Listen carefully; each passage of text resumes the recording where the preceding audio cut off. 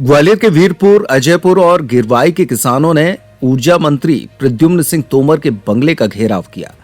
खेतों की बिजली काटे जाने और कृषि दर की बजाय यूनिट के हिसाब से बिजली बिल वसूलने से नाराज इन किसानों ने ऊर्जा मंत्री के बंगले के मुख्य दरवाजे पर धरना। किसानों ने करीब 1 घंटे से ज्यादा समय तक धरना दिया और धरने की खबर लगते ही ऊर्जा मंत्री प्रद्युम्न सिंह तोमर ने उनसे टेलीफोन पर बात की और जल्द ही उनकी समस्या को हल करने का भरोसा दिलाया।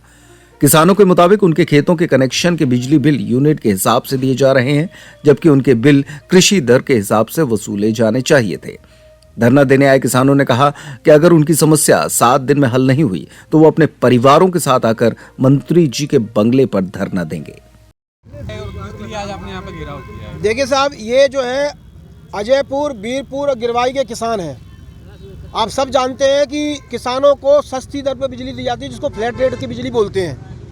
लेकिन यहाँ पर विद्युत विभाग के लोगों ने बेईमानी करते हुए अचानक से ही इनकी फ्लैट रेट की बिजली बंद करके यूनिट के आधार पर बिजली देना शुरू कर दी।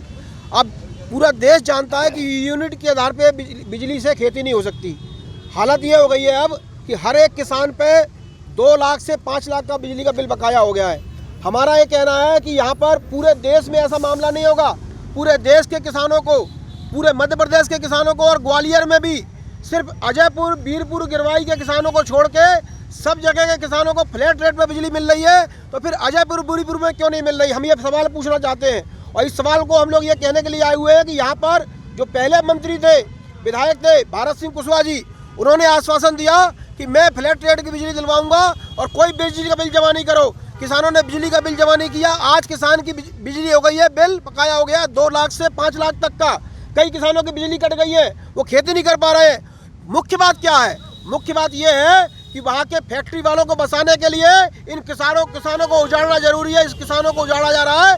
इसके विरोध में आज हम लोग यहाँ पर मंत्री जी के बंगले पर आए हुए हैं और मंत्री जी से कहने के लिए आए हुए हैं कि 7 दिन का समय दे के जाएंगे मंत्री जी को।